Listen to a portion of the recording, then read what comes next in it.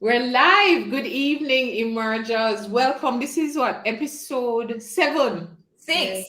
6? No, 7. Last No, week was it's six. Timmy and Carissa were five, halfway mark. no, we did look on last week and I did No, say so Timmy and Carissa, Zachary.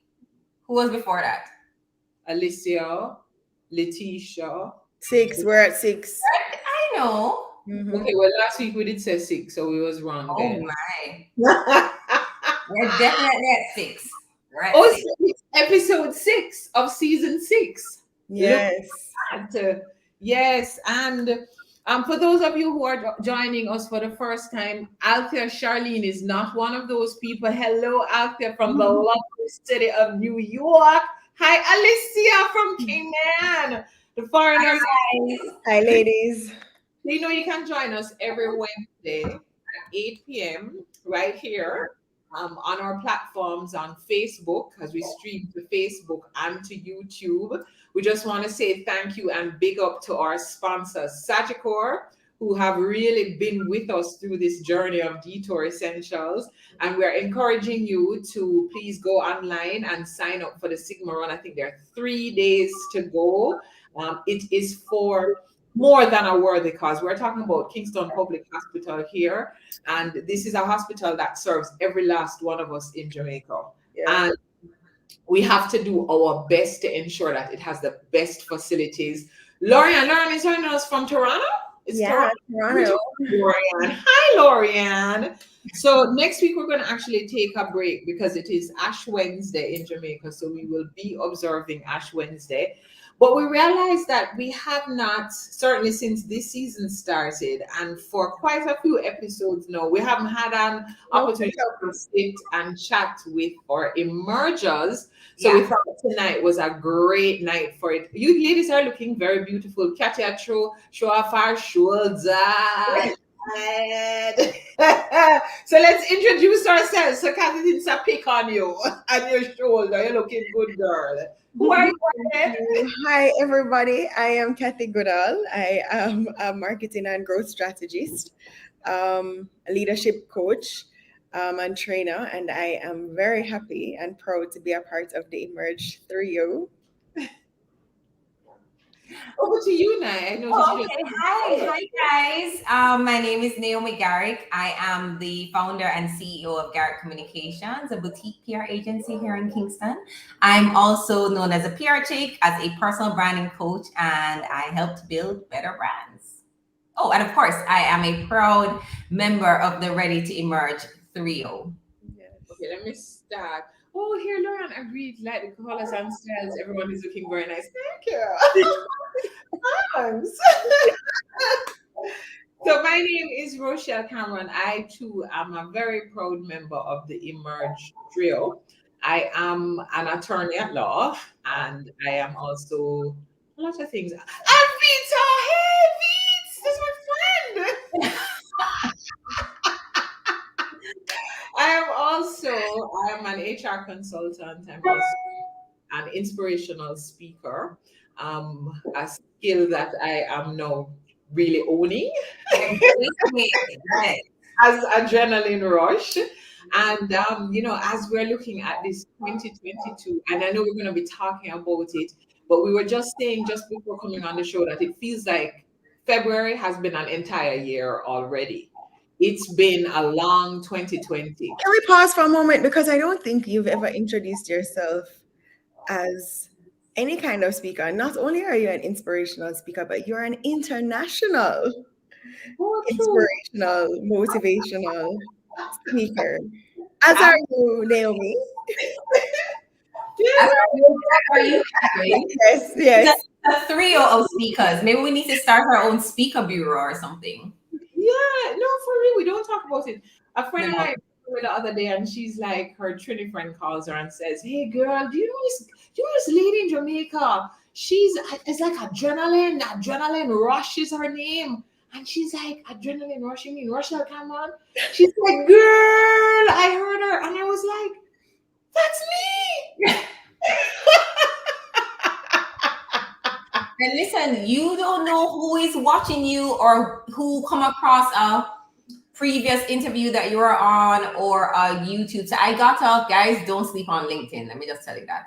I got a LinkedIn request today from someone that I don't know, based in St. Lucia, who has been following me on social media, signs up for my newsletters, and now they want me to speak at their big HR summit, Caribbean HR summit in March about personal branding. So is it live and I can be your manager, chaperone, back lady? Well, unfortunately, guys, you know, because we're just starting to open up again in this world, I believe it is a virtual. I think you should let me renegotiate that contract for you. That's why we need to have our own little bureau so we can like all the things. But it's just to say that when you really start to embrace these things, like as Rochelle is owning the fact that she's, you know, one of the Caribbean's best speakers, opportunities will come your way just because you're showing up in the space, right? So don't sleep on it. No, my mother said it today to me. She says, when you start saying things out loud and acknowledging them, you are owning them and they start to manifest. She's like, anything that you Marcy always give me goosebumps. like anything that you hide under a bushel stays under a bushel. Wow. And she's like, as you were, bye. Listen, we need to emerge with Marcy. I don't think the world is ready. Yeah, we really need to. Can we talk about it all the time? But tonight we are going to tonight we're going to interview each other. We're going to talk about stuff. We're going to talk to you. We want to hear from you. Alicia, we want to hear from you. Althea, we want to hear from you. Lorianne, Alvita. Alvita is my very good friend. She is, you know, that friend that you call and you don't need to explain the situation. She's like, I'm going to be late, but I'll be there. So, Naya, I think we do have an upcoming workshop though. Absolutely. So guys, you've been hearing us hinting at or talking about the fact that we have this workshop. You would normally, for those that follow us on Emerge, you know that we would normally kickstart the year in either end of January or early February with a workshop. And prior to COVID, we would have our summits. And as we're slowly starting to get back into this space of events and really actually being able to connect again, we are super excited to share with you that we are working on our first hybrid workshop that's going to be in April. So we will announce the dates shortly. We actually have pre-registration now available if you click the link in our bio on Instagram, and we'll also drop the link in the chat here tonight as well. So you can pre-register because we want to hear from you about some of the topics that are very important to you going into this year, going into this back to normal-ish, but not really normal, and how to navigate some of these key things. So the theme for this year is actually going to be emerging without limits. So we're really, really, really excited about that. And what we're even more excited about is that we are going to have a special opportunity for some of our emergers to actually be with us in person at this workshop. So it's going to be a hybrid. We'll have some guests that will be able to attend in person, and then everybody else can join online so that everybody has access. But we want to just create another space where we can share some really amazing life journeys. We can just know how we're going to navigate this new world that we're living in and see some epic transformations. Especially now that we are slowly here in Jamaica, at least starting to remove some of these COVID restrictions. This means a lot of changes are going to be happening just in the workspace, in just regular lifestyle, and how to navigate going back into just a new, I mean, we've said new normal before, but now it's a new, like we're just not being really sure what we're walking into, but we want to be ready to emerge into this space, whatever it is. So your Emerge team is going to be here for you to support you on your always emerging journey. So click the link that Catherine dropped in the chat, and you can also click the link in our bio, and we'll also try and add it to the show notes at the end of this episode in the YouTube channel as well. So guys, it's going to be exciting. We'll announce the date soon. We're still just working out, finalizing our speakers, but as usual, we're going to deliver a really great event that you'll leave with some really amazing, actionable next steps for an even better life. So It's I can't believe. exciting though, like it just feel because I've been doing a few events that have a stage now. And just as Feeling. yeah, it's been. I mean, and even some of them that nobody don't really did it. I just the camera them there and me alone on the stage. I talk to myself, but it's different. But as we're stepping out, it's one of the things that and this is a simple piece of advice: check all of your shoes, them, because we do a lot of things. Tyra, I'm gonna tell you, the other day when I come out of the car, I leave half of the shoes in the parking lot. When I come, so my app come, it's a good thing. We did have like 3 pair of shoes could have gone. It was a disaster, a hot mess. And it's not just the shoes, Rochelle. Check the pieces of everything, clothes as well. Check the handbags. everything dry out. Because I reached into a bag the other day and the bag came back out with me. Yeah, we have to check, check all the things. Hi, Thea. Okay, so guys, seriously, can you believe that it's already been 2 years already? I mean, it's almost 2 years since the anniversary of COVID. March really is when Jamaica started to experience COVID in a real way. And I mean, we have been talking about for quite a while now. What does the new normal actually look like? And like I said a while ago, the new. I mean, even as we were discussing our workshop that we have coming up, we were like, do we stay virtual or do we start to transition? And even for us processing what does that transition look like, it's something that we had to sit down and literally think through in a meaningful way. How many people are going to be there? How many, how are we going to situate people in the space? What does it look like? So what does the new normal actually look like in reality? I was talking to my best friend the other day and she said her kids have this new thing that they say ILR. And I'm like, okay, make me hip in real life because everything is so virtual now that they have to differentiate and distinguish what is virtual and what is reality. So it's ILR. Learn it, girls. You have to be young and hip in real life. Don't write it down, Rochelle. You don't need to write it down.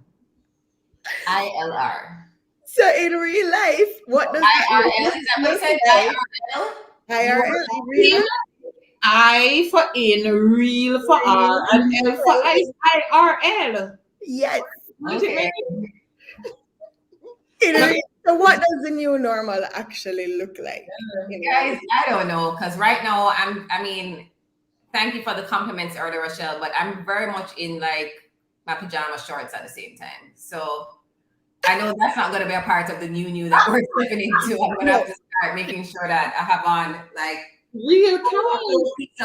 You know what's funny? I don't know if I shared it with you guys. I actually saw a LinkedIn post where a company, they were coming back to face-to-face and made them wear what they would normally wear on the Zoom calls. So people were in like half of their, a jacket and a tie, but then they had on like boxers and slippers, and it was just crazy. But that's also a transition, like remembering that, as you said, even checking your wardrobe to make sure that stuff still fits, the things are not falling apart, your shirts aren't shredding. Like, it's getting prepared mentally as well, because what I realized for me is that I am a connector, right? So I like connection just in general. I like to be around people. I like to talk. That's why I'm in PR. Even though I'm behind the scenes, I cannot be at a desk 9 to 5. That's just not how my brain operates. And so I'm very excited about being able to see people and interact and finally be able to hug them again and that kind of stuff. But I may be excited about that stuff and some people aren't. So I may like reaching for the hug and the person's like, wait, still. I'm not ready. I'm not ready. It's still there, guys. So because I love the hugging. Well, I've realized in this time, like I love people, I love being around people, but like when I'm working and stuff, I can sit down for hours on end. I'm really good with virtual meetings because I think they take up less of my driving time. Absolutely. And They're more efficient. Yep. Yeah, they're so much more efficient. If they're managed properly, because some people get carried away on the. Well, I intervene sometimes and help to manage the meeting because I have a hard stop. But Yes. one of the things is that, like, I assume now when I get a meeting invite that it's a Zoom meeting or is a Teams meeting. So, like, when I see a location, I'm like, what's that? Rochelle, I almost missed a speaking engagement because I didn't realize it was a physical Like, location. I was you like, wait, have nobody here? right there in the traffic? Who does that? Who does that? So you guys know I've been in the States for a little while, and the first time I went to very funny. The first time I went to an in-person meeting was in Miami, and I had to get dressed because it was down in Brickell, and you know how those people are. You know, you have to actually look like you're going to work, right? The first time I put on shoes, no joke, I think my feet attacked me Yeah. in real life. Like, what Especially, are you doing? especially the pointy toe. Uh-huh. It has grown out of the triangle shape, right? And Yeah. then you want to put it in a heel at the same time. Yeah. So my mother actually bought me some one pair of Crocs. You know those kind of like almost orthopedic looking.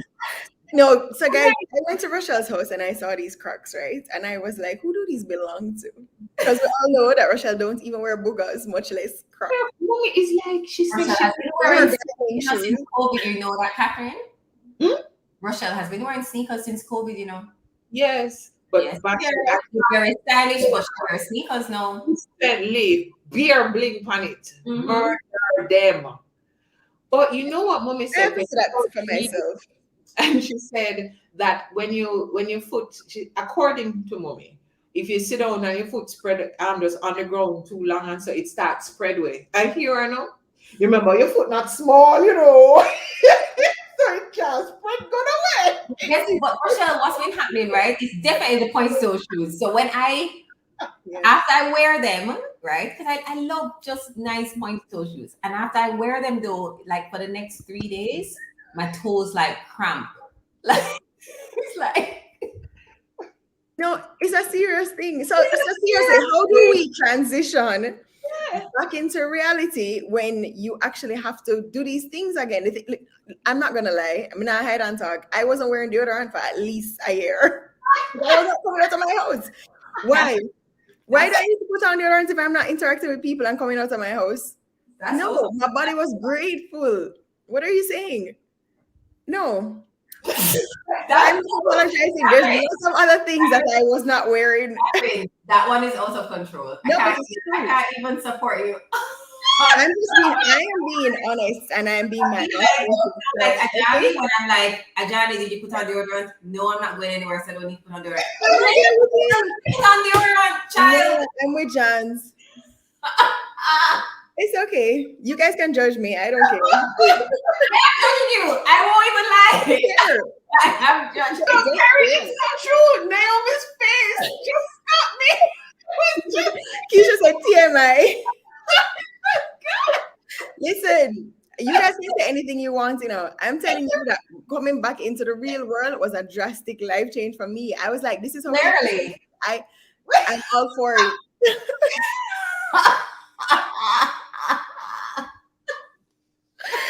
I won't bother to share any more of what my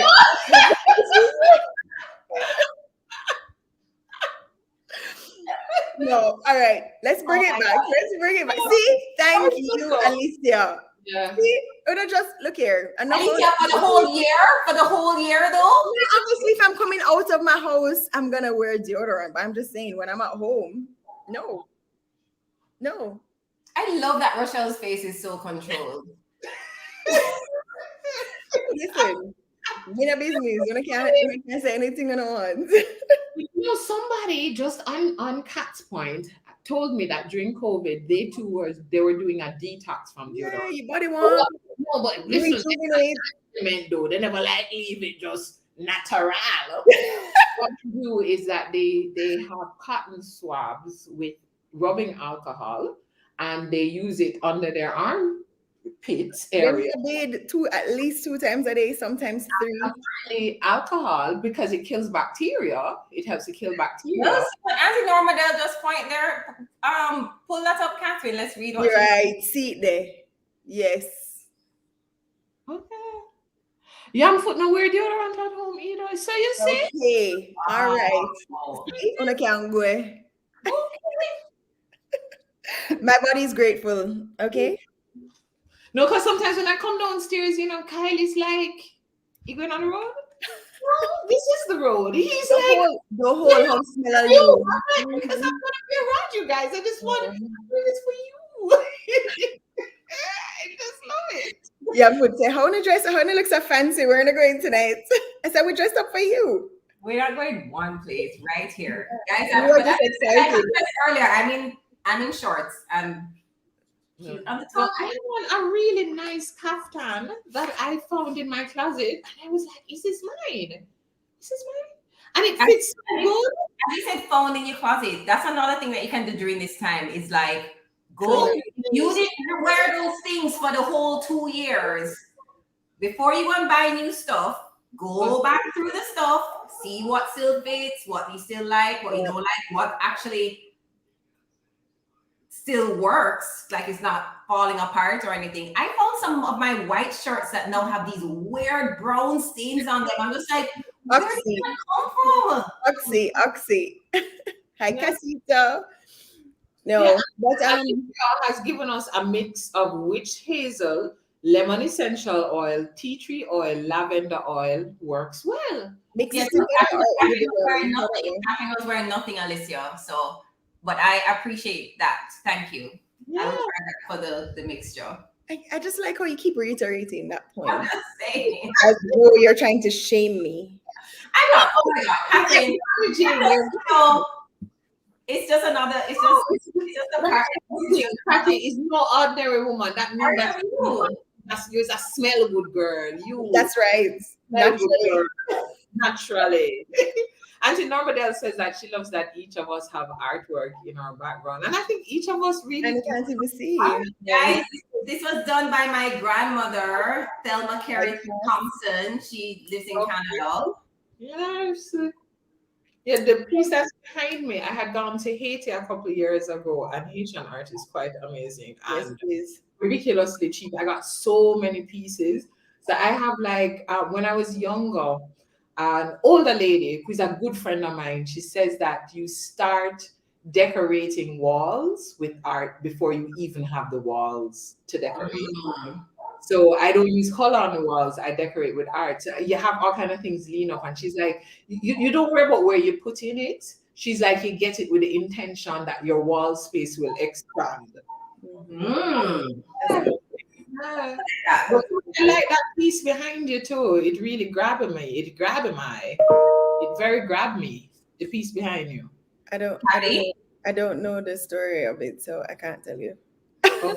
Not a problem. Not a problem. But yeah, going back to the clothes thing, guys. Before you go and yeah, do like an audit or something Yeah. and Yeah. check. Or you may think that that thing that you really love still, and it's just No, not. it doesn't. It Give doesn't. it to somebody. Give it to Yeah. Right. And we can repurpose the clothes that we have. I mean, there's so many things that we even forget that we have because we tend to wear the same thing all the time. somebody. No Absolutely. matter how much clothes you have, and I have a few pieces, but no matter how much you have, You always draw for the same you set. always draw for the same things. So Yeah. the other day I had a speaking engagement and I'm heading out and my zipper snags. When it snags, like you feel the world start falling apart around you, and you're like you're a big girl. Yeah, I'm sure you can find something to wear. I know you had everything planned around this outfit, but it's fine. You're strong. And I went in and found two brand new things that I was like, I'm sure if we went through Rochelle's closet, clothes would still have tags on them, but I okay. digress. I went out the other night, and when you plan your outfit, you're like, yeah man, I'm wearing this, and you set up and whatever, and it was these black fitted jeans that I really, really love. And yeah, I buttoned it and realized the zip didn't exist anymore, like the actual zip part. I was like, it just wasn't there. And this is like, so you're ready to go now. You just, the last thing is put on the jeans and put on the shoes. And, I had a mini meltdown because I'm just like, so what? I'm just not, I'm not going anywhere. nothing to wear. I have absolutely nothing to wear. Yeah, I don't have anything to wear, even though I have a A closet full of. closet full. I planned my outfits. Yeah. So check the stuff, guys. Check the stuff. Yeah. So I definitely think that those are great ideas. Go through your closet, see what's there, see what fits, see what is dry rotting, see what you need to throw out and what you can give away, because there's lots of people that need. There's always people that need. It can be, and it doesn't even have to be at a home. It can be somebody that you work with. It can be, there's so many people that you can find to give things to. And it helps to clean out the clutter. Our declutter ladies that joined us a couple of seasons ago, they really inspired me to go and clean out my house and everything in my house now. When they showed us how to fold the clothes, if you look in my drawers now, it is so much easier to find things now. And color coding your closet, I always used to roll my eyes at people that did that, but it helps. It really helps because it's easier to find things. My shoes, I cleared out my shoes. I have all my boots from my construction days in one place, all my sneakers in another place, all my work shoes in one place. And so it's so much easier to find things now. And like you said, Rush, a lot of things I ended up having to throw away because they are beyond repair. Yeah, man, things strip off and everything. I saw Dorian said, "Good night, ladies. My office space has been closed to the public for about a year now, and I still dress up in my heels and all. No driving up to my shoes. No, Dorian, in my home office too. Some days when I really need that little boost of energy, I wear heels in the house. I have on lipstick. I have on deodorant and perfume in the house." Nicole McLaren, she is my hero, right? I want to feel like I'm going somewhere. Sometimes No, I have to. It just have with the shorts, like I could makes let me them go. feel productive. Yeah. And lipstick, like I don't feel like I'm arrived without And I lipstick. feel good, like I'll come on a Zoom and like someone like, "Oh wow, like Yeah. where are you going?" I'm like, "Here, But I am where I'm going. I'm here somewhere. This is where I'm here." Yeah, Thea says, "Yep, I can't wear heels anymore." And she says, "People don't know that's a shot. Can't stop here." Thea, that's how short. I get the flip side that people thought you were tall. I am very tall. You are tall. But people are kind of like, "You're not as tall as you And I are." thought you were, yeah. As you think you're. I'm like, I'm taller than you though. So Always. and Alicia says that she color codes her clothes as well.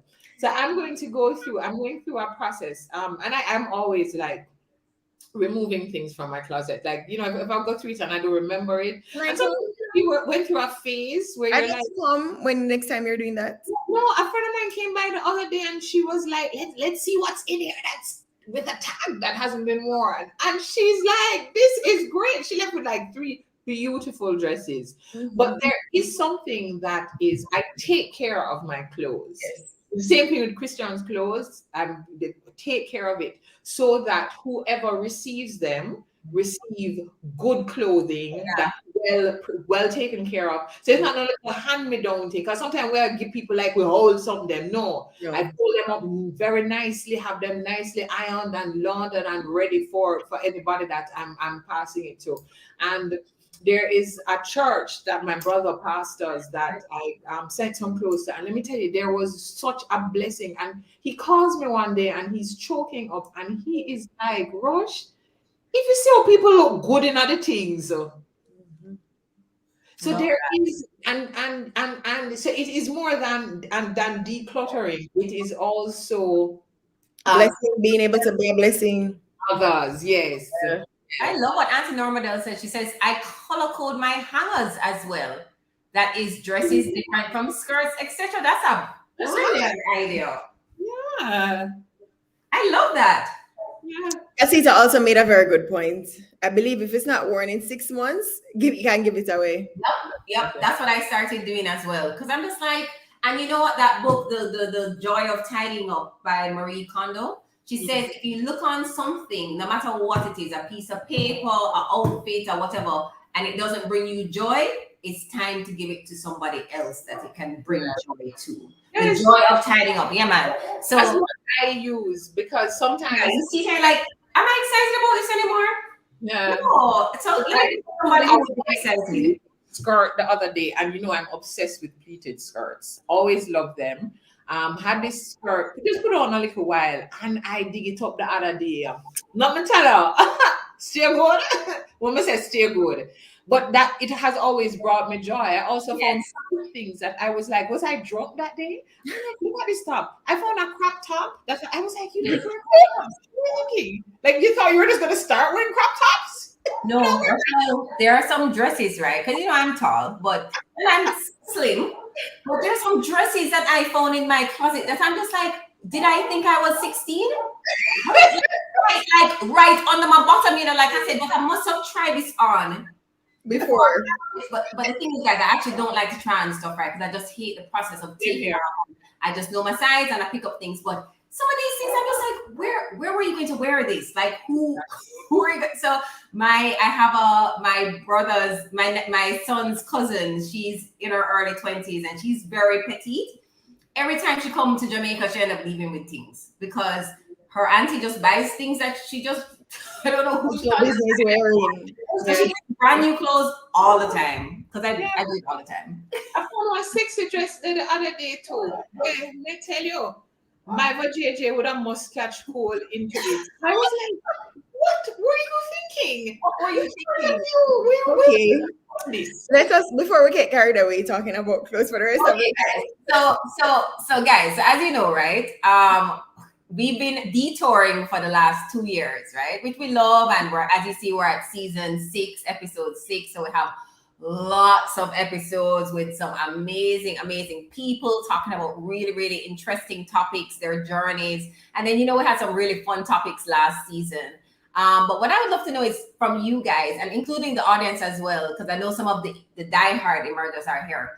What have been some of your favorite episodes or your favorite guests, and what are some of those key takeaways that you had in any of our episodes? Just since we've been, doing this Detour Essentials live, we've had so many people. Yeah. When I think about it, Novia was in our first season, right? Yeah. Wow. We're at season 6. I'm just like, Yeah. we've had like so So that would have been like last year this time, like we would have been about to start because we started in March. March.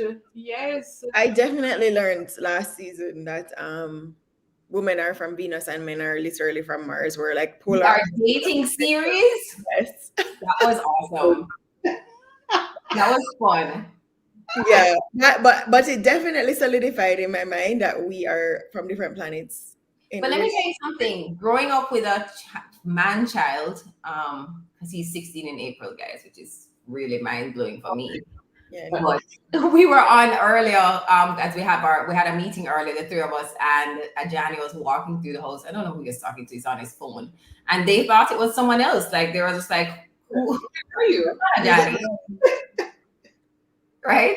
I just lost my train of thought. What were you talking about first? What maybe bring up Ajani?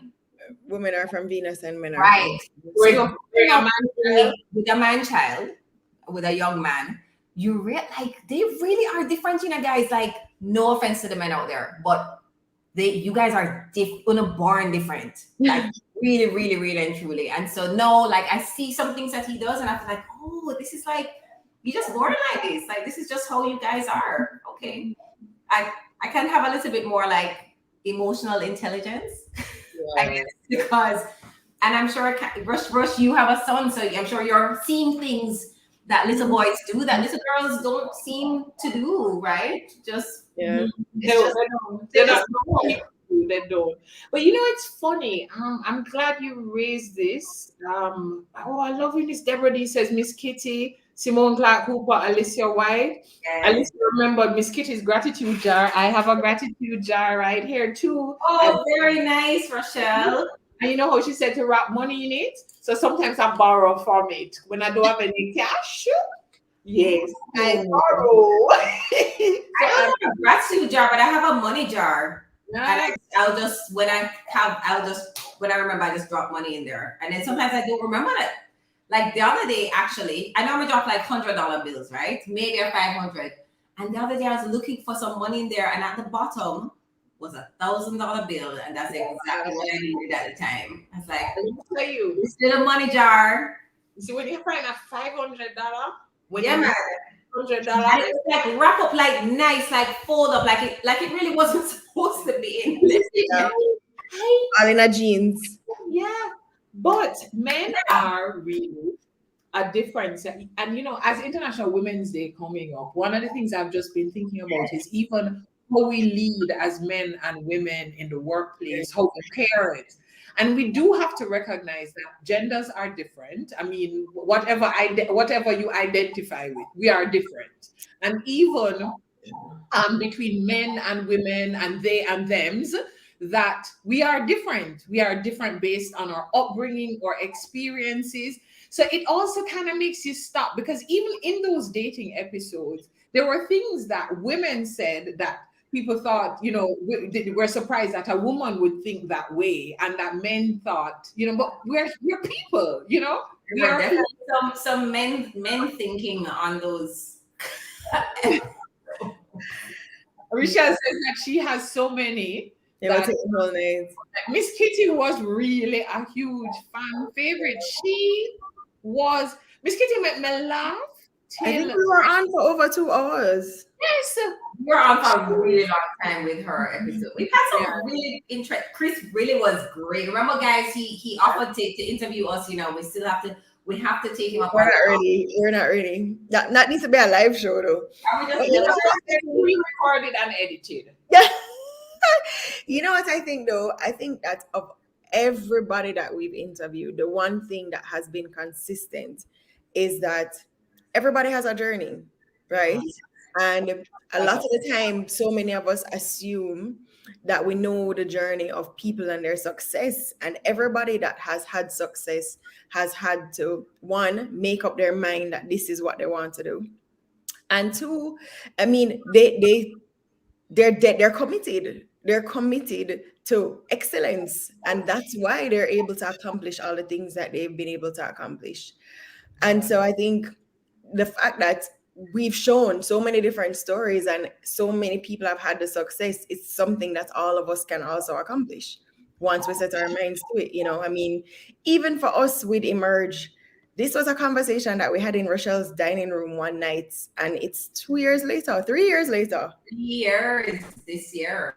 One thing with you guys, though, I must say that you guys are like my group that gets me to not think about my list of reasons how something not to overthink. Like we just sat down there and we're like, what were we gonna call it? Detour Essential. Oh my God, why don't we just do a video now and post that we're gonna start next week? Not sure what platform we're gonna use or anything, but we're just gonna start next week. Like when Rochelle went on JMMB's stage while we were watching her talk and says we're doing a workshop on March 7th, and we were also prepared because we created cards that had like our Instagram page and everything on it. We don't have nothing on the page in that. It's like a pre-registration thing, because we had this event in like how many weeks? 2-3 weeks? 3 weeks. Oh my gosh. We need to tell that story one day. Yeah. But though, that as Catherine is saying, and I think that has been, for me, the best thing about Emerge, that it is about hearing a story and suspending your disbelief, because a lot of times we think we want to hear from this person because we make up a story, we did read 2 things about them and we say, yeah, are you more I hear from? And I know there's some people that people are like, who is that? Who are that? Who is that? I don't know them. And then you're like, oh my goodness, they're me. Or I can't believe I've learned so much. I've taken so much notes. So I think this has been such a platform for us to showcase just the depth of talent and journeys that exist in our own people, and say, just hear the story, no judgment. You just hear the story. And I think one of the things that really, I think, differentiates this show is the level of authenticity that comes out of each of our speakers. And I think it's because they also have a comfort level with us as well. So they trust us to share their story, right?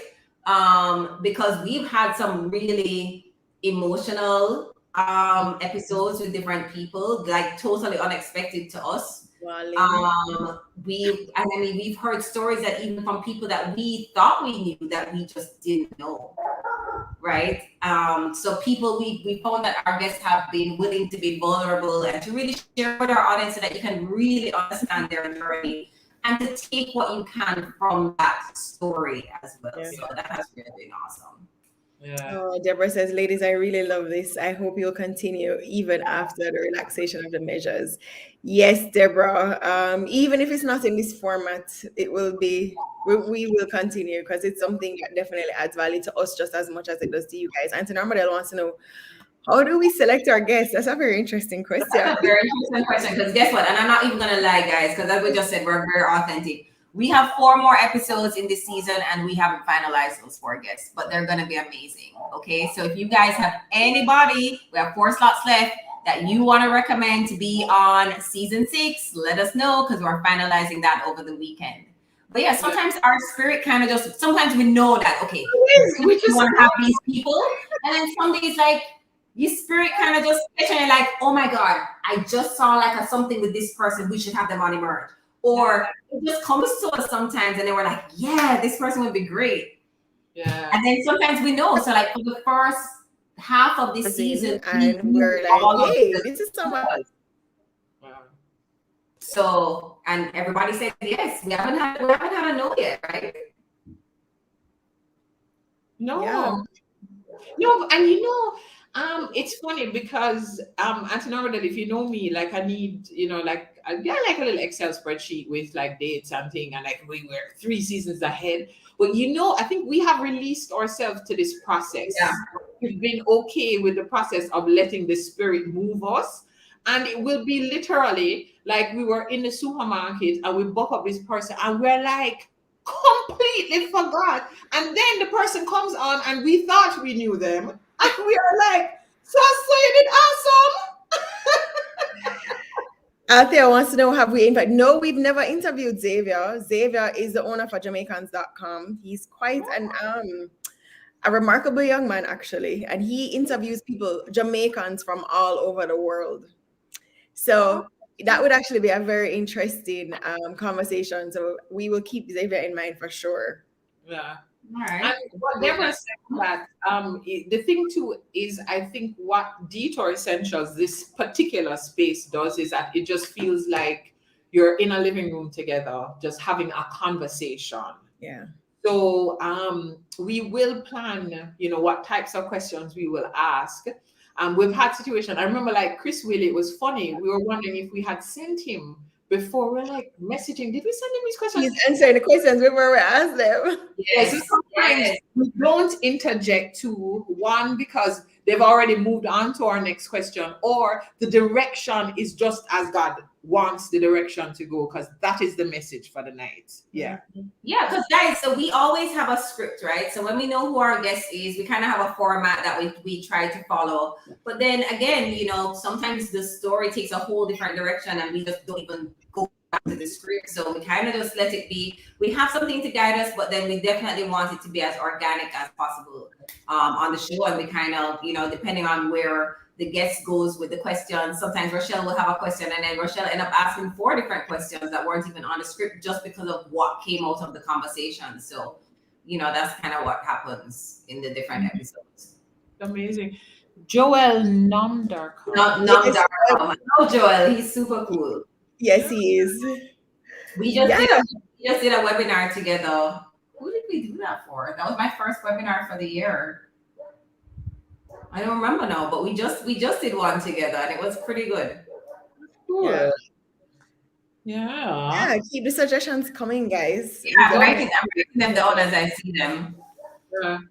You know what, guys? You know, I was wondering, just out loud when we were talking. When we had our first Emerge Summit, we had Solomon Sharp as a guest. I'm saying maybe we need to bring Solomon on Detour Essentials Live. Yes, because he was really, really great with his presentation. He was so, and that's the thing, you know, even at the summits, we would have gone through what the presentations are going to be like, and we are still sitting there in awe when we see it all unfold. So Yeah. this really has been, all the spirit just move you, is really the spirit moving us. Yeah.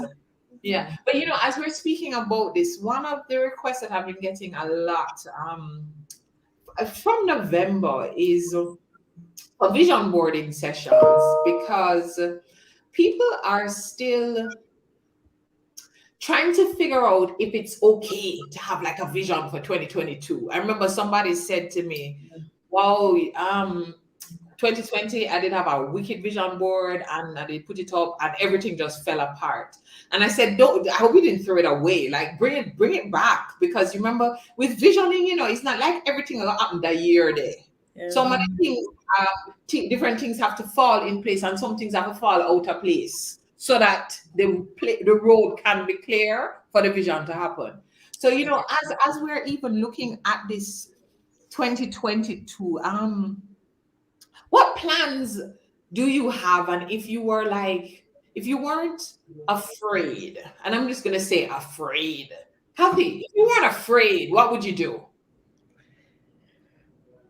Um, well, let me not say if I were not afraid, because I think what I've learned in the past year is that, we have to do it scared, right?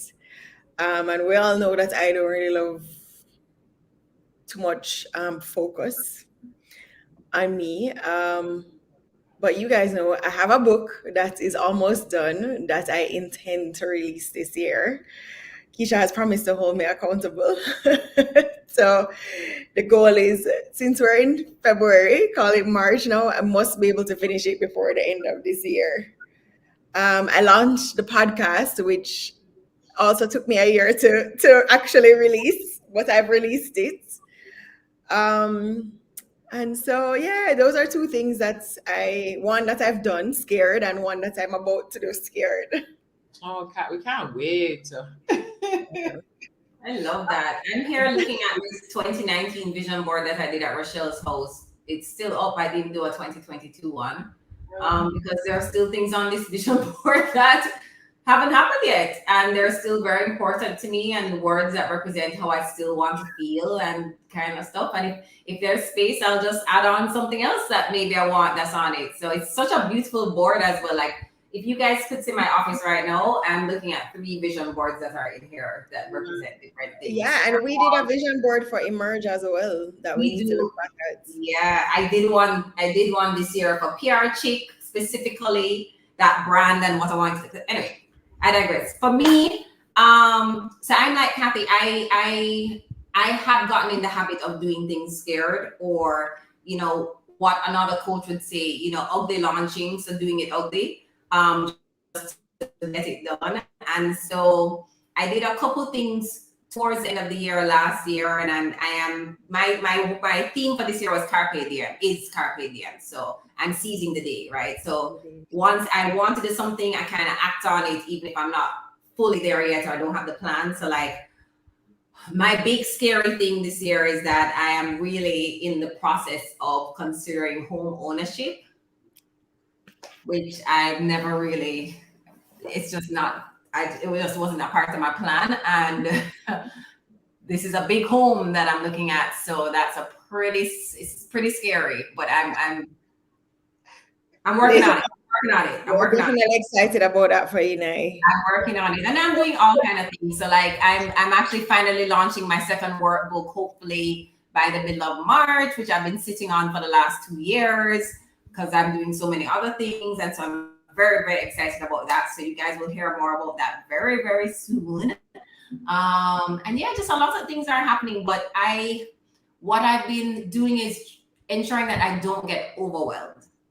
Yeah. So, I always try to still take things one day at a time. I look back at the vision boards, I look back at the different goals that I have, and I don't let them overwhelm me, but I'm trying to see how can I get just a little bit closer to achieving any one of these things at any point in time, instead of like looking at just the big thing and it's like, oh my God, I still haven't done this yet. But I did these 3 little steps that have gotten me a little bit closer to whatever the thing is. So it's one day at a time. That's really my thing. Did we have Paul Johnson? We didn't have Paul on our show. No, Althea is suggesting Paul. Okay. And Roshi, what about you? What is on your vision? Well, I see Alicia says that she feels hesitant this year about the vision board. And yeah, Alicia, I remember that vision board that we did a couple of years ago. And Lorian finally got your books now. Good advice. Oh, awesome. Yes. Yeah. So Listen, let me just say that for those of you that have not done Naomi's book, she can tell you, I gift it to everybody. All of my kids in mentorship have that book. Every time I go to Miss Universe, I give them that book. I give that book to everybody. I've done that book at least 3 times already because it changes as time. Catherine, I literally just found your notes from one of our sessions here in a folder when I was looking for something like 2 days ago. Listen, get the book. I had the thing, it said Catherine's Peak. So we were looking at what Catherine's Peak was. Anyway, back to you, Roshi, and your vision. Right, so So- Catherine doesn't like the focus to be on her. yes, but we're coming back. So my vision board that I still have is my little therapy one from 2017, and I've like done such great. I've had so much fun with vision boards with other people, and I realized recently that there were like some little things like I had this wording there, the constant gardener, and I realized that since Christian was born, I wasn't spending as much time. I just couldn't wrap my head. So I'd water and stuff, but I wasn't the kind of like way I'm with my orchids. And I had to, take a step back, and I was like, you are not the constant gardener. I mean, and this is something that you love. And as I'm reclaiming myself, and Trisha Williams Singh, who is an orchid whisperer, she's amazing. Actually, we should have her on. She's so amazing. And she came and helped me. I said, Trisha, I'm going to go and do my work and you do magic. And I released them to her and she moved them around and everything is flourishing. So everybody in the house is committed to the cause now, everybody. And I have this one outside that it has like 4 spikes coming up. So I know God is also saying, you go, girl. You're back. But on that board, a couple of things that I had to kind of, just looking back on the board, that just things that I have to work through personally. And I mentioned one tonight, I'm embracing adrenaline rush. And a lot of people don't know this about me, that I would rather be in the background kind of firing people up to do their best and not having to be on the stage myself.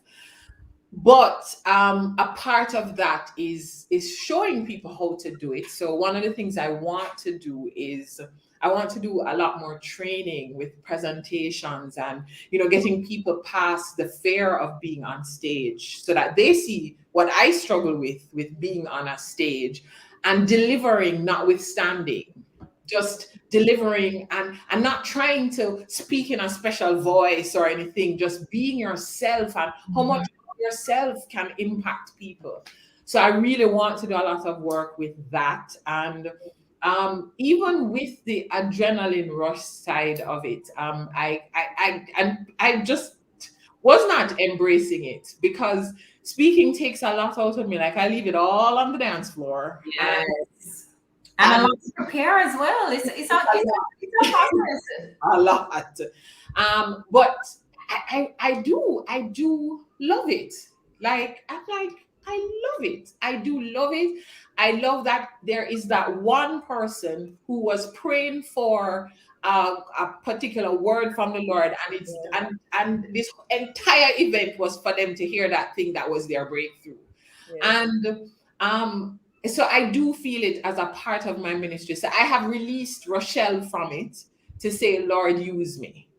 So I had a book on the thing, say I go write book. But you know how I am. Like I will write it and then I'm like, this grammar is so awful. This sounds done. So I don't like it. So nothing is done. So I am reading a book called Not How, But Who. Something like that it named. So it's not worrying about how you will get it done, but who will help you to do it. Mm-hmm. And I've also been just embracing that a lot of things you haven't done, it's because you are trying to figure out how you are going to do every part of it.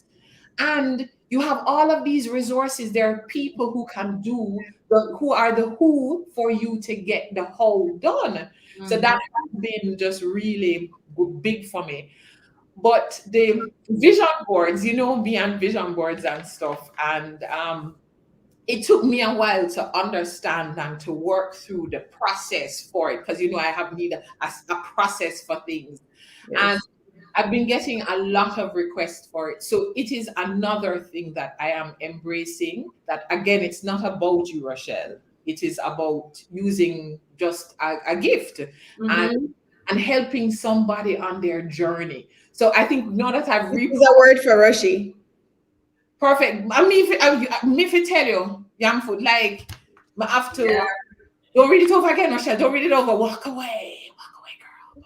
Rush, I know one of the questions we wanted to talk about, as I'm seeing the time going, was books, right? That you recommend or that you read it. And just as you're speaking, I remember my first business coach recommended this book for me called The War on Art.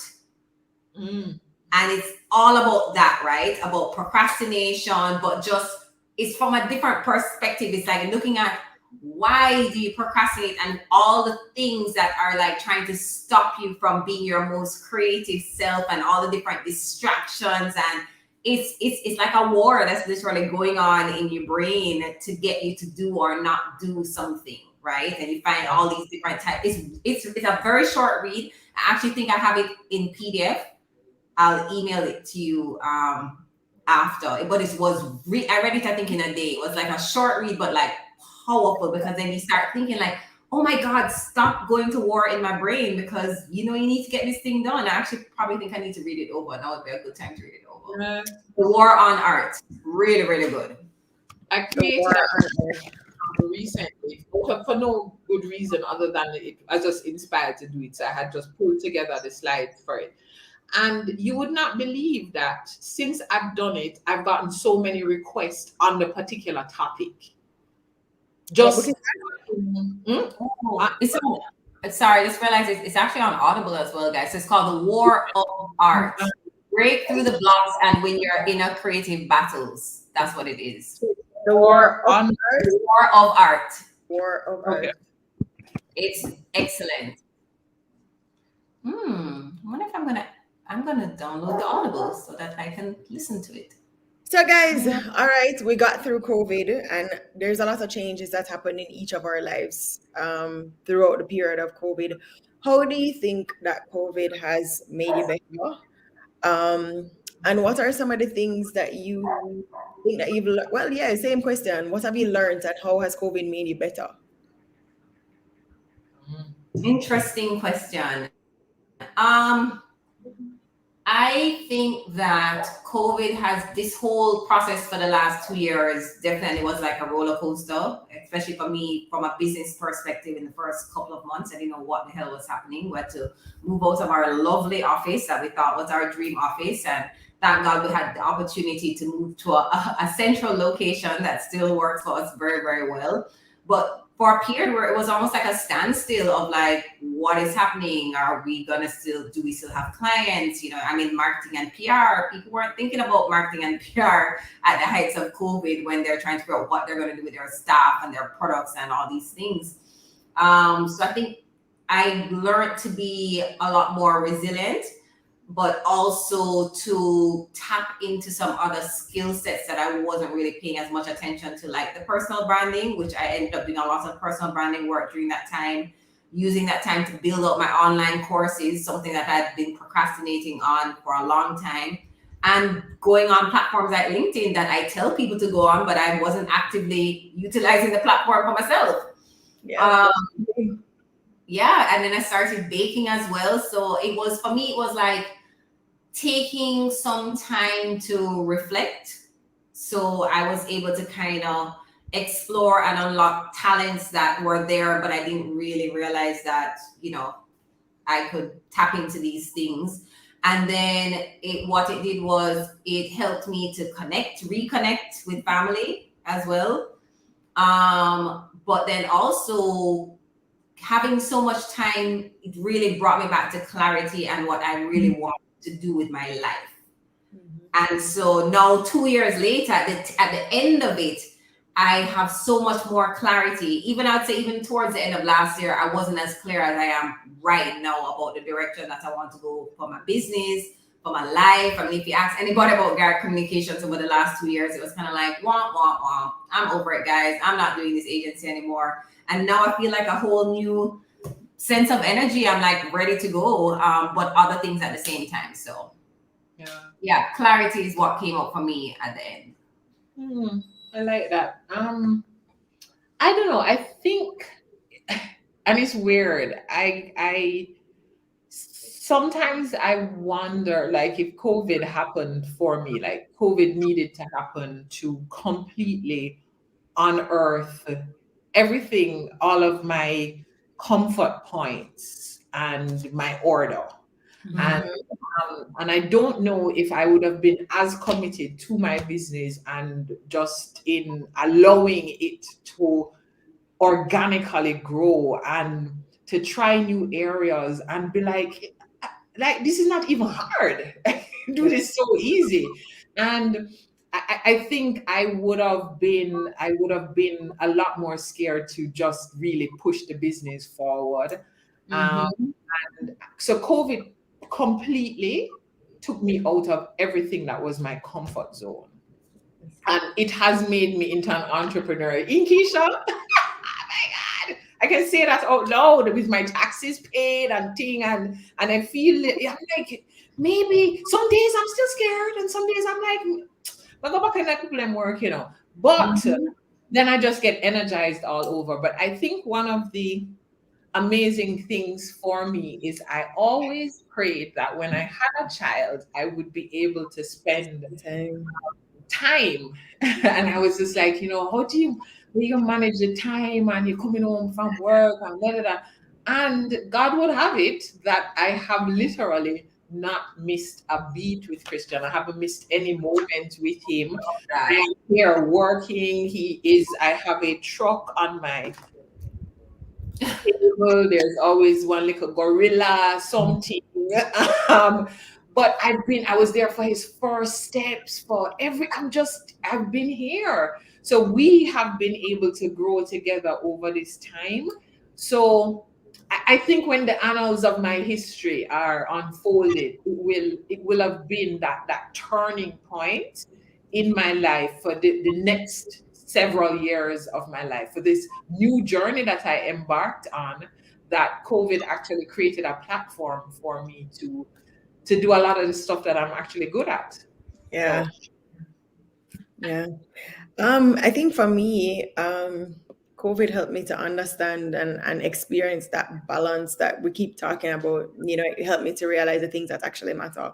And I think I was so consumed with work before that I lost sight of the things that actually matter. And I have definitely in the past year been able to spend a lot more time with the people that I love, with my family, even seeing my nieces and my nephews more than I did before. And because I used to be able to travel to see them so often, I took for granted the ability to actually spend quality time with them. And I think, like Roshi, it helped me and you, Nai, it helped to give me clarity around what I actually enjoy. And my brother, I was talking to my older brother yesterday. It was his birthday. Happy belated, Dominic. And he said to me, when I saw you start to do speaking and training, he's like, you light up. It's what you love. You're great at marketing. You've obviously accomplished a lot, but the fire is not as, it doesn't burn as bright as it did when I was started in the beginning. And so being able to refocus, and I think God has really taken me on a journey in the last 6 months around where he wants me to be, and actually stepping into what I believe he has called me to is big deal. And trusting that he's taking me in the right direction. Yeah. But if I didn't slow down and really stop to listen. Yeah, because I mean, COVID just slowed us down. That we had to stop and examine things Yeah, so even that first year was very raw because it was too much time with ourselves, With getting ourselves. And even that, sending me to therapy in the first 4 months was the best decision I ever made.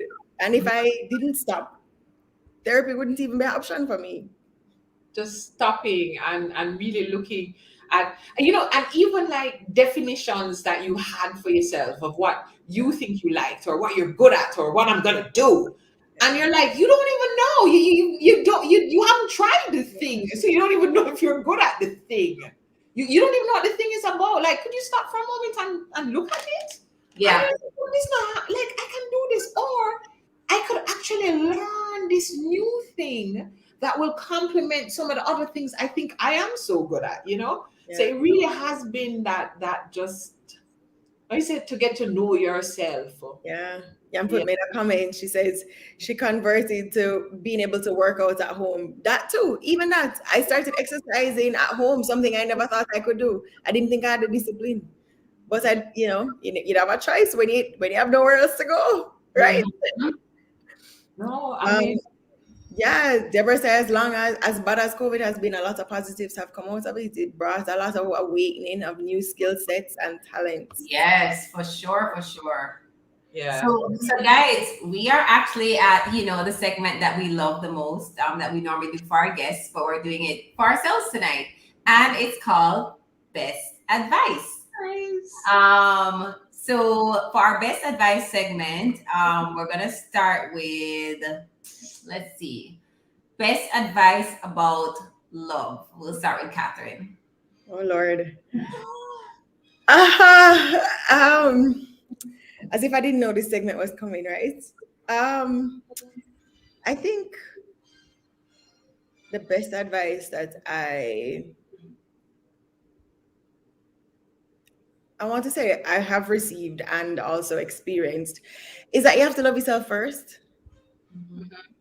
Um, and for me, perfect love comes from God. And I think learning how He sees us has been, and how He created us, who He created us to be, is probably the most powerful experience I've ever had. And it allows us to love freely and to love in a more wholesome way.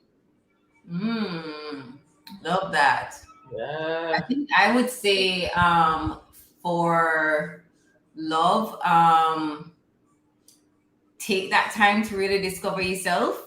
I think that is just such an important thing, just to tag along to what Catherine said. Like, you have to know yourself fully, right? Or as much as possible, so that you have that, Rochelle knows I love to use the word clarity. But you have to really get that clarity on yourself, what's important to you and what do you love and what's important, what makes you happy. And what was very helpful for me also was even reading a lot and reading that book, The Five Love Languages, understanding, which I knew what mine were, even if I hadn't done the quiz or the book, right? But understanding what my love languages are, and trying to understand what your partner's love languages, or even, not just your partner, your children as well. Children, everybody, We family. all receive love differently, and we all want to receive it a different way, or accept it a different way too. So that was very helpful. I remember one of my young people, they were over the house with their friends, and I said to them, I was like, guys, I'm gonna save you a lot of heartache.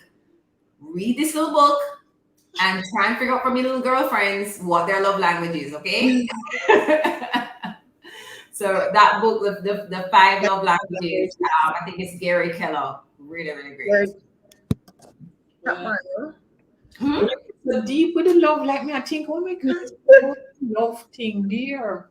But I think just echoing what Catherine said, I think has what I have learned in my few years is that when you are able to apply those five Gary love Chapman. Sorry, guys. very common. When you're able to apply the love language to yourself, to ask yourself, what do I need to hear from me? How do I need to think about myself? What's my love language with myself? Mhm. When we fall in love with ourselves, recognizing that there's some days that we have some good days, some days we have some bad days, some day we feel fat, some day we body feel good, but that at the core of it, we are in love with this person that God has molded. So everything about us has been carefully crafted, everything about us. And I think that awakening for me, fearfully and wonderfully made, has been the life changing thing for me. So even when I'm feeling out of sorts, one of the things I say to myself is, Rochelle, you're not loving yourself right now. And you got to spend some time with yourself, you know? We talk about affirmations and so on. And sometimes we say it because it look good on Instagram, I affirm I'm beautiful and things, but we have to believe it. That Yeah. falling in love every day, that everything about you is carefully crafted, like you're not a happenstance, is amazing. Yeah. Yeah. Yeah. And I mean, when God tells us in Corinthians that what love is patient, love is kind, it doesn't envy. Apply it to yourself. Yeah. Are you patient with yourself? Are you Mhm. kind to yourself? How do you talk to yourself? Exactly. Yeah. All right. Best advice about money. Where should you go? That Let me start with this. I recognize that I didn't have a good relationship with money. Money and I didn't have a healthy respect for each other. And having recognized that my brain wasn't trained to have a healthy relationship with money, I have worked very hard. I'm continuing to work hard at my relationship and respect for money. Not about just creating wealth, but also just understanding investments and understanding that money is attracted to me, but it's how I attract it and whether or not I attract it and then done it, or am I growing it? You know what I'm saying? And I also recognize with me that um one of the things and a lot of our guests said it, that they wish they had learned more about money in their early days Bingo. Yeah. when they were younger. But I say to myself, but now that you know these things, how are you applying it? So I have really been educating myself more in with the language of finance. I have also recognized it's not my strongest area, understanding all of the things. So I seek advice and I have like steps that I follow, and I am a lot more disciplined with money. So I think I'm on my journey of wealth creation, and I want to create wealth that I am able to share, that I am in a position that when somebody tell me that they can't pay them UE school fee, we not just feel sorry for you. We can do Help something. you. Yeah. Yeah, yeah.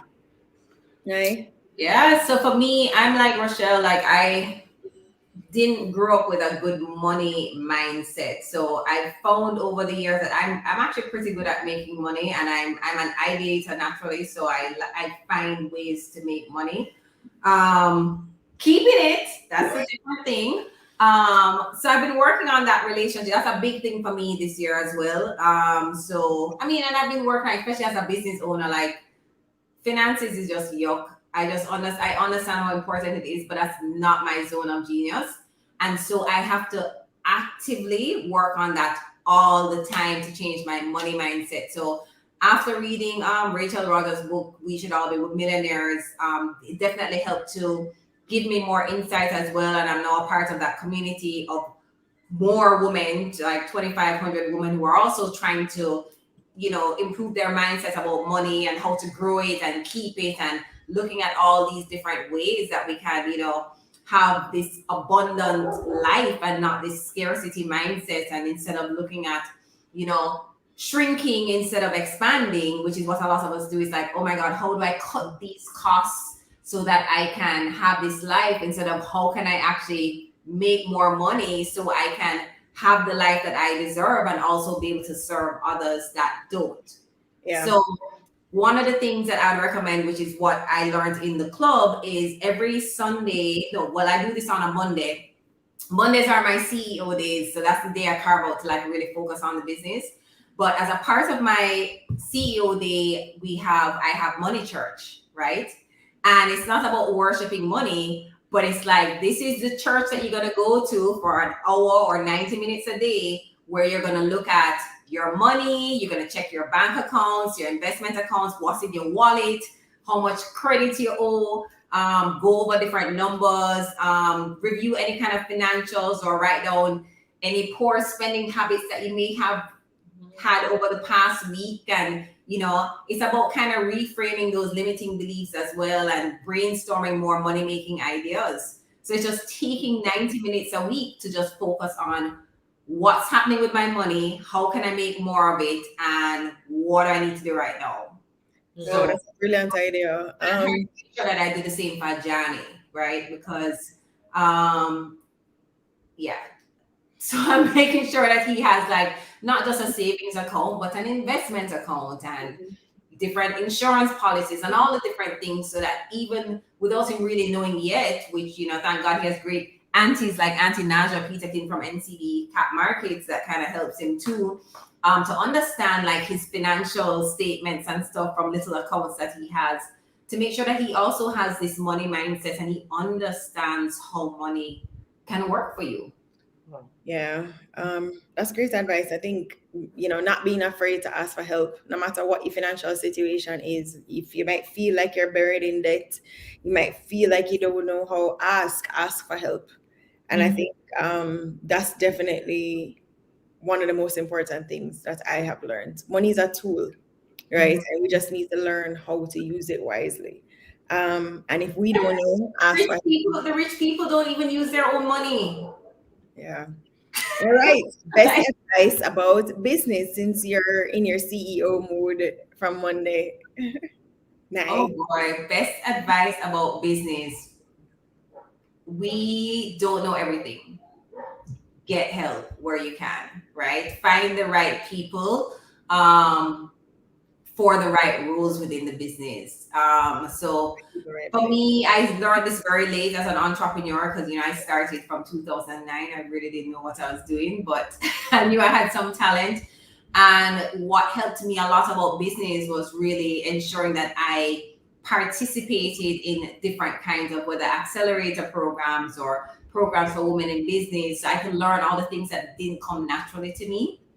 And so going back to Catherine's point about asking for help, like, ask for help. We're not great at everything. And especially in business, I go to Rochelle all the time about stuff, especially as we're now transitioning to a limited liability company, which is a whole other thing. So just don't be afraid to ask for help. Yeah, I think that is the same thing. Well, let me start with pay your taxes. Formalize your business. Put your business in a position. So my business, like my dream is that one day someone will come and buy us out, or that we'll have an IPO.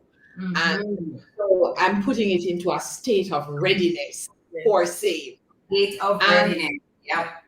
And one of the things is that, as an entrepreneur, when you start a business, it's like your little baby dream that you want to feed and nurture. And like with your pitney them, nobody say nothing about your pitney, and you just want, you have them there, and it's your little dream, and you probably share a little piece of the dream with somebody. So there's the part of seeking the help, but also opening the dream to the persons who will help to grow this dream, so that it doesn't just become this thing in your head, but it can grow to the scale and that it can, so that you are able to actually put the business in a position that it isn't about you. Because we make the businesses, small businesses, we make them so much about ourselves that sometimes they cannot grow because everything is around us.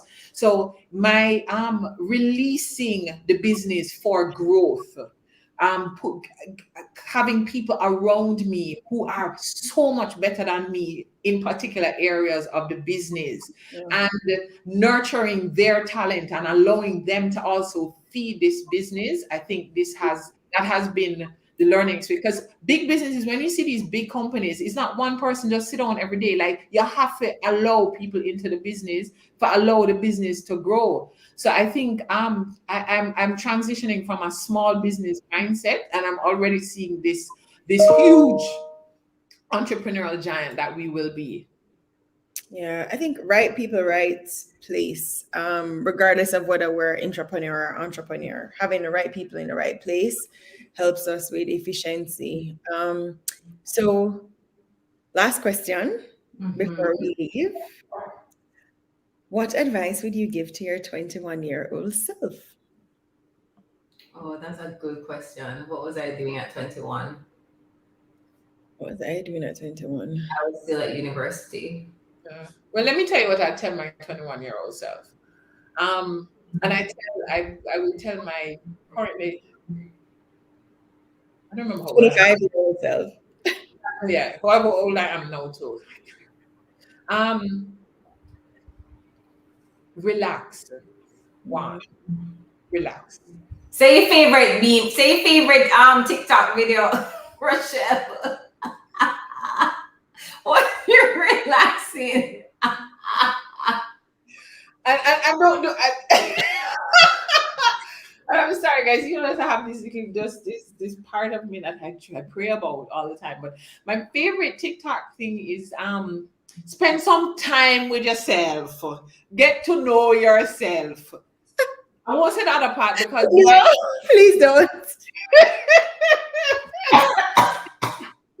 but I realize that as I've gotten older, that as I have released myself to trust the process of what God has in store for my life. Ooh. Every time I take over the pen to write the story, or I take over the paintbrush to paint the canvas, because I have a way when things are going well, I'm like, God, got this. See ya. Wouldn't want to be ya. And him allow me to just galang. Then me come back and me say, all right, you again. Come, help I. And I think that I would say to her, girl, you have no idea what is in store for you. Brace yourself for the adventure and throw your hands in the air and just be in a state of exhilaration on this ride. And it is a ride that keeps on going. I think my problem was that I did need some cream because I did too tense. Me did need to relax. I think mine is similar because I was saying to myself a while ago, what you would tell your 21-year-old self is there is so much in store for you. Again, you have no idea because at 21, I would have been in my third year studying hotel and tourism management. Is night frozen? Obviously, that's not what I'm doing right now. No, she's not frozen cat. Sorry. Yeah. I said, obviously, that's not what I'm doing right now. So I really had no idea what was in store. And again, like you, trust the process. Like, you're not telling everything. Trust God's timing.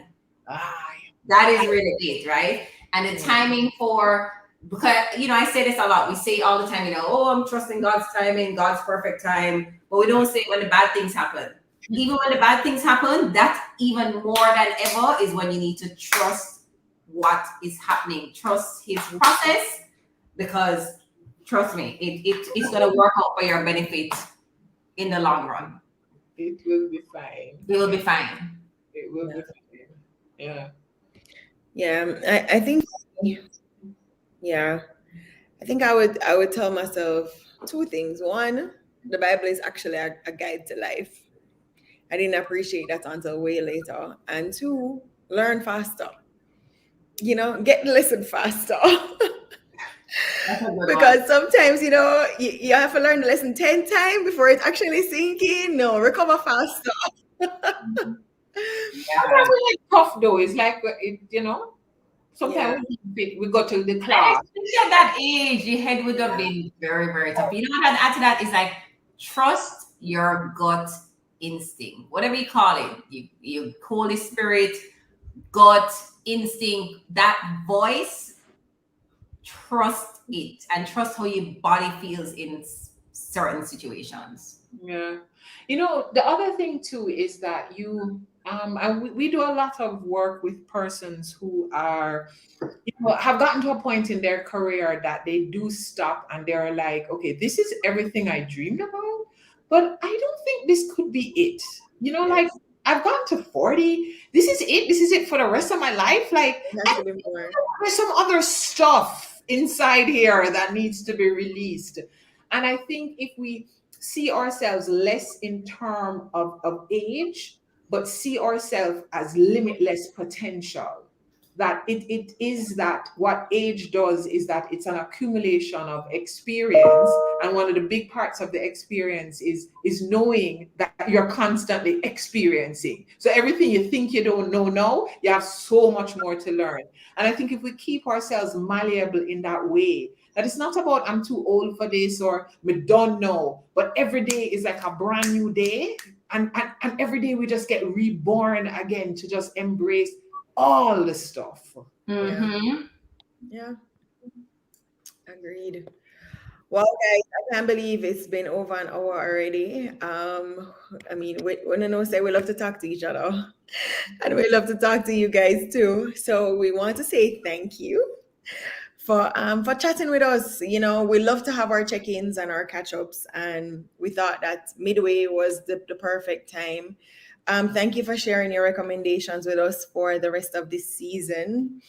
And follow us at Ready to Emerge on all of our platforms: Instagram, social, what do you call it, Facebook, um, our website, readytoemergenow.com. To get more information about the workshop that's happening in April. We look forward to being in person again, Guys, Cameron, and find seeing a back few the of you. information. It won't be a room full like what we're accustomed to, but we want to make sure that we are able to create an experience for you that is comfortable, that is safe, but yet still very edifying. And we look forward to your feedback. Fill out the form that we had sent you earlier, because we want to make sure that we are aligned with what your needs are. And we look forward to seeing you again, not next week, Wednesday, but the following Wednesday, because like Rushy said, we're taking a break next week, Yeah. um, because it's Ash Wednesday. And so have a wonderful rest of your week. Thank you for emerging with us. And we will see you again in 2 weeks. See you Bye, guys. everybody.